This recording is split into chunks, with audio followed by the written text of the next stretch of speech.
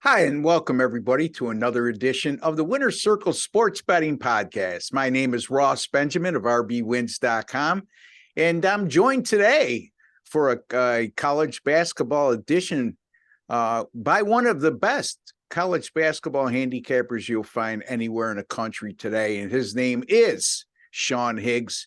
He's from picksandparlays.net, as you could see on his sharp jacket he's sporting these days, boy, moving up in the world.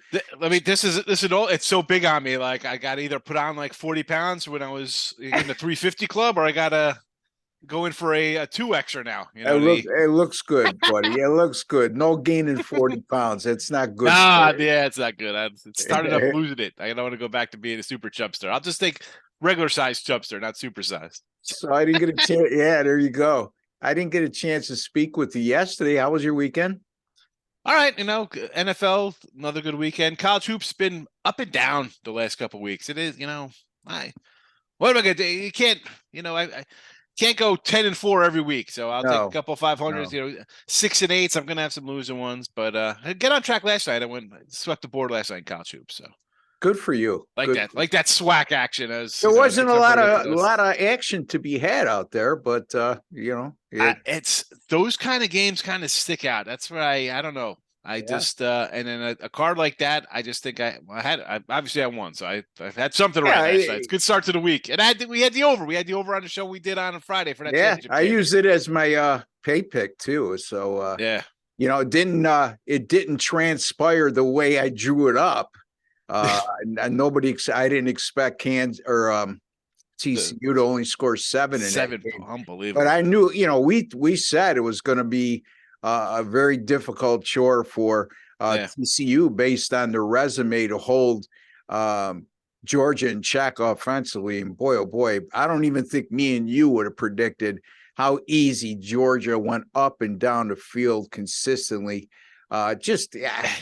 The second quarter, Ross, they were running the play clock down to 2. I said I was worried about my over because I thought Georgia's going to kind of run the ball. But then I said by the second half, that offense is going to be the defense would be gassed trying to stop the run game. Yeah. And here it is. It's 3 minutes ago in the first. They're running the play clock down to 0. I'm like, oh my goodness, I need all the heavy lifting. I was at this point, I'm hoping to get 17 from TCU. You couldn't score. And I said that game was kind of toss-up. It was the Georgia in a blowout, like I'm thinking 52-20, like a Notre Dame Bama kind of game. Yes, yeah. Or all right, maybe it's here comes the stars and planets are aligned. TCU outright. Listen, the Georgia, I thought they were good for 45-50. Well, they got the total themselves basically. Crazy. Yeah. Oh, they did. Yeah, because the total, I think they closed at 63. I got it at 63 anyway. I don't know what it closed at. What did it close at, Sean? I saw someone post 61.5, but I had it at 63 on the site when I put it out. So. Me too. So in any event, they scored 65. Thankfully, I didn't use a side at all, and I'm glad I didn't. I was torn on the side. It was. I guess I'm glad I didn't is only because it was so enticing to take a double-digit dog in a national championship game. But by the same token, the sports books are putting up that big a number for a reason. So that's well, Russ, we said it the other day here. The TCU game that was the outlier was that low-scoring game versus Texas, and the crazy. You said it. You mentioned the Ohio State game. That was the outlier on the Georgia defense. That was the one that was like crazy. Like, wow, how did that happen?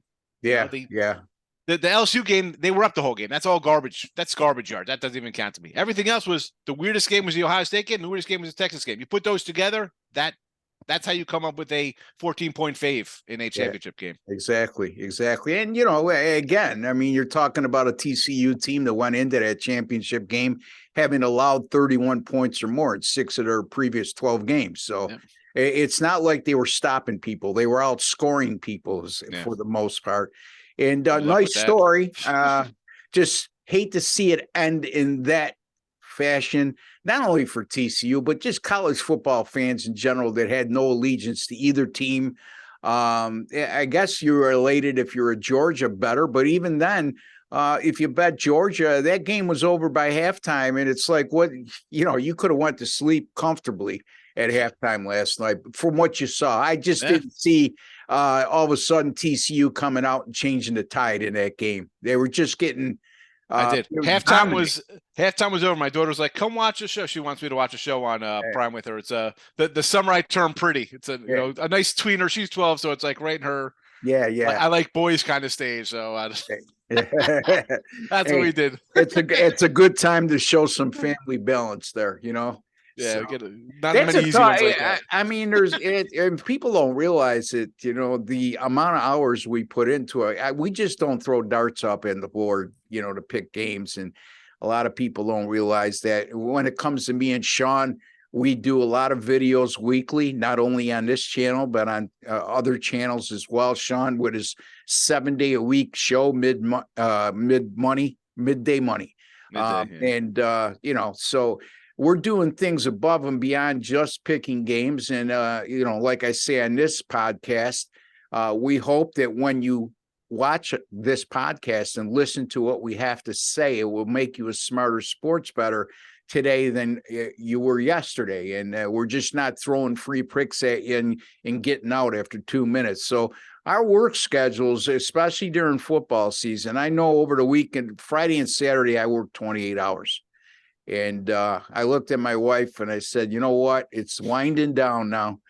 There's not going to be many days like this. But my point being is people don't realize how hard it is for us working on our own to balance business and family, and it's family always comes first. But at the same time, you don't support your family unless you're working too. So you have to find that balance. I don't know if you go through that yourself, Sean. I'm sure you do, so that's a whole nother show. Yeah.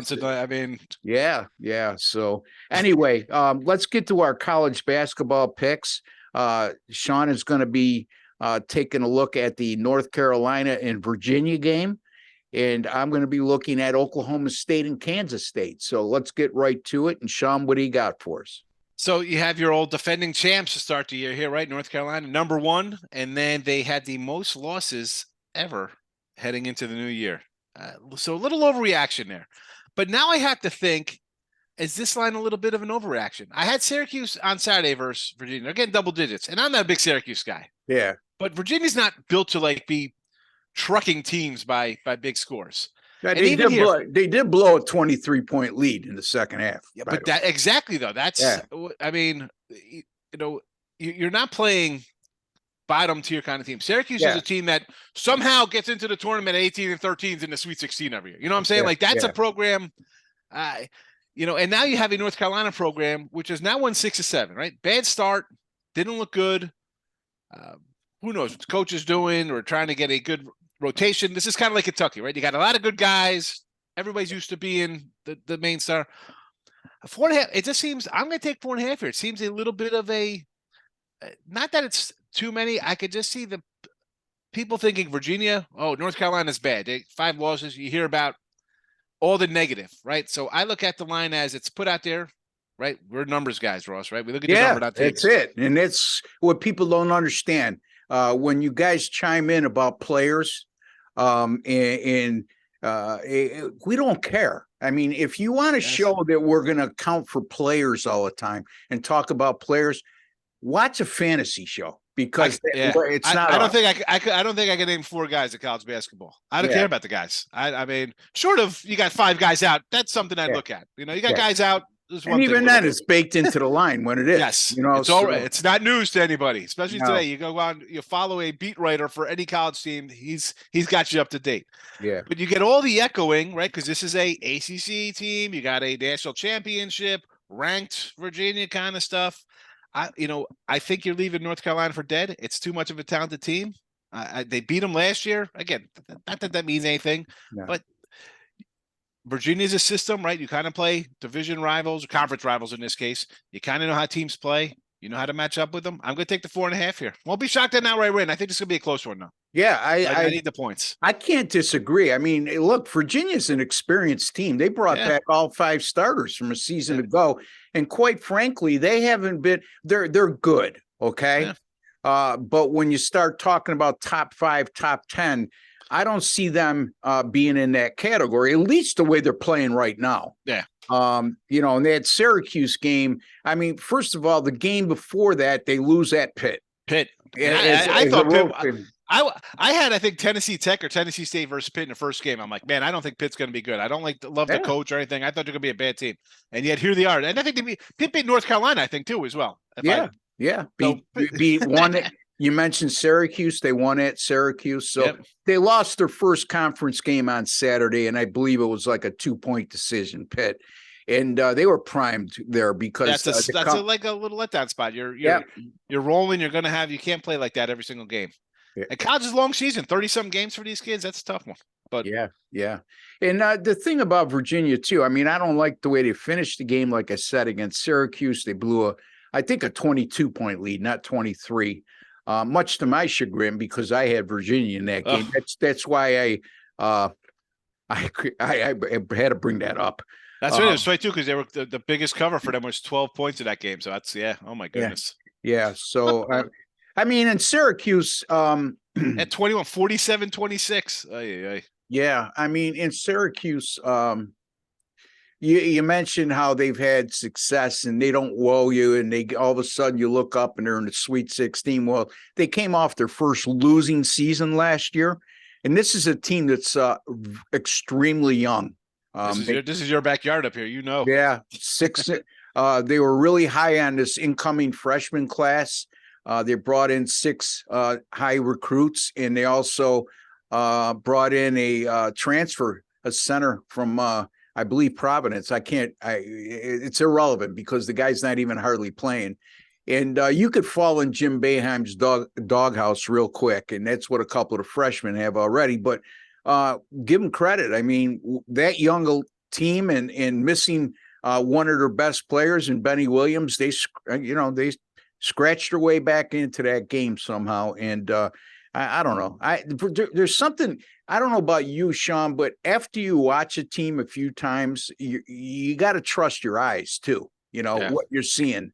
And there's something missing with that Virginia team that leads me to believe, yes, they'll be in the NCAA tournament. Maybe they'll get to the Sweet 16, but I don't see this being a team that's going to make a deep run. And North Carolina, like you just said, vastly underachieved so far. They haven't looked good of late either. So, I'll take North Carolina along with you, plus 4.5. All right, let's look at my game, and that's going to be the Oklahoma State and Kansas State game. Boy, me and Doug Upstone talked college basketball yesterday, and Doug brought up a really good point. If you're a college basketball fan, you want to watch the Big 12 conference this year, because top to bottom, you'd be hard pressed to find a stronger conference in America right now. Some real quality teams. And this is a conference, I don't know how you feel about this, Sean, at this juncture, which is still early. I mean, we're in the second week in January. A lot can change between now and the beginning of March, but this is a conference I could see having 8 or 9 teams go to the tournament. So 2 of those teams are going to square off tonight. Oklahoma State at Kansas State, Manhattan, Kansas, to be exact, 7:00 Eastern time. Right now, Kansas State is a 5.5-point favorite. Oklahoma State coming off a dismal performance, losing 56-46 at home to Texas on Saturday. And Kansas State, on the other hand, they just played Texas last Tuesday and beat them on the road 116-103.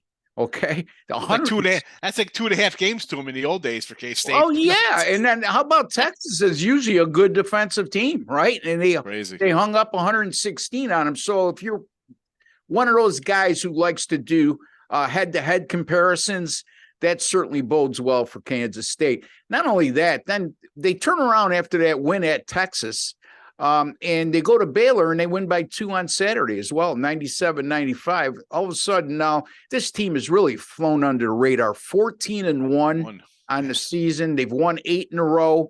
They're 8-0 at home with an average victory margin of about 19 points per game. Now, this Oklahoma State team is no slouch. They are 9-6. They're very good defensively. However, they're going to be facing a K-State team right now, according to KenPom, number 12 in offensive efficiency. scoring 112.5 points per 100 possessions this season. Crazy. So, yeah. And Oklahoma State is here's a telling statistic for me that I put some emphasis on. Oklahoma State, as good as they are defensively, offensively, they struggle. They shoot the three well, and that's about it.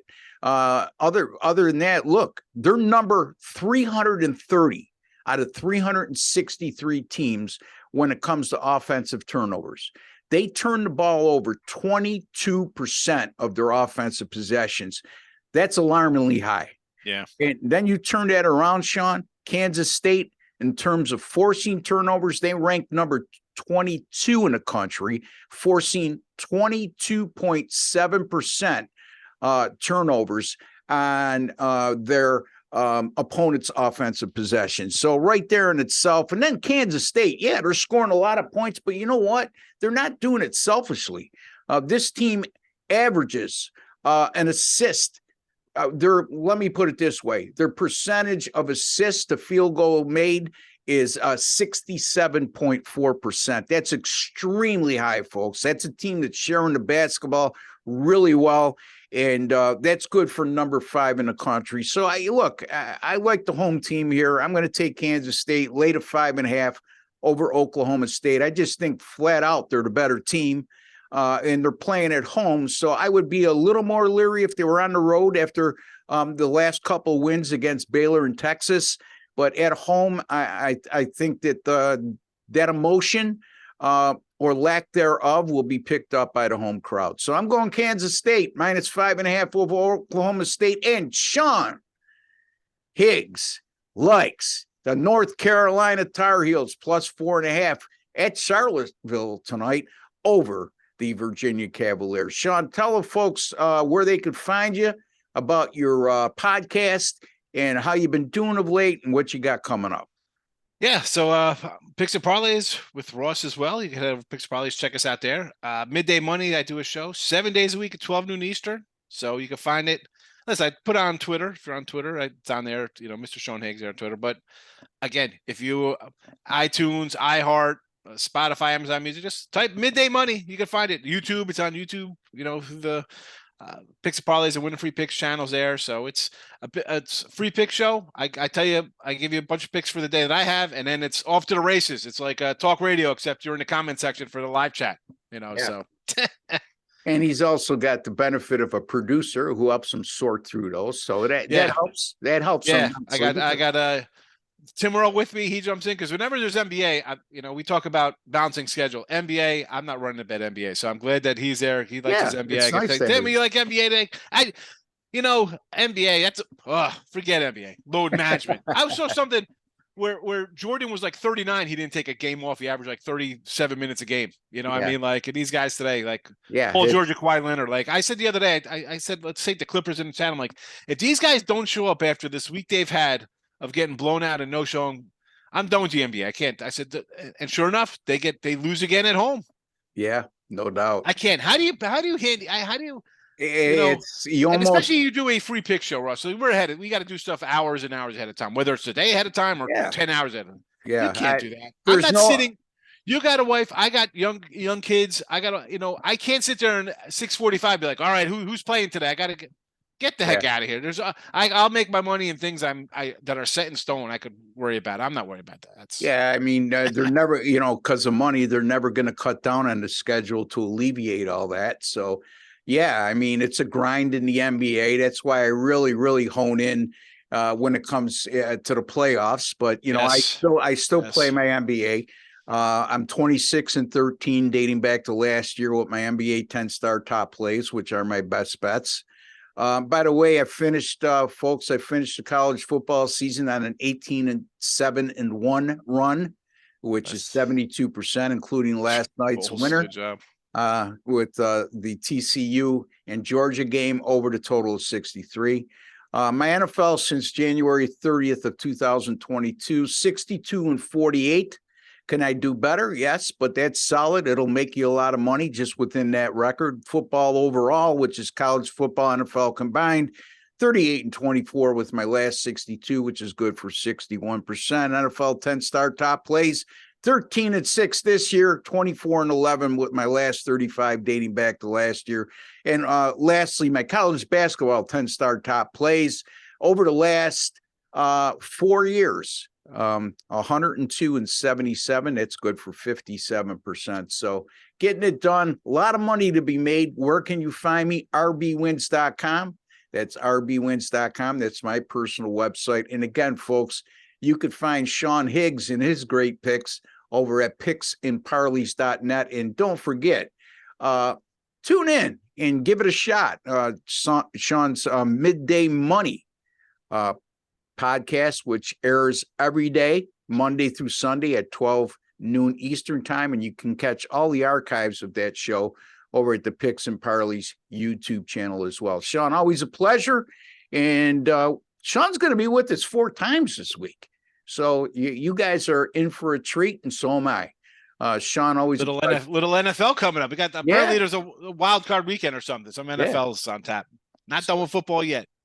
All right, buddy. Look, you have a good day, and we'll talk to you very soon. And for everybody out there, we'd like to wish each and every one of you all the very best. Take care. Good luck, and God bless.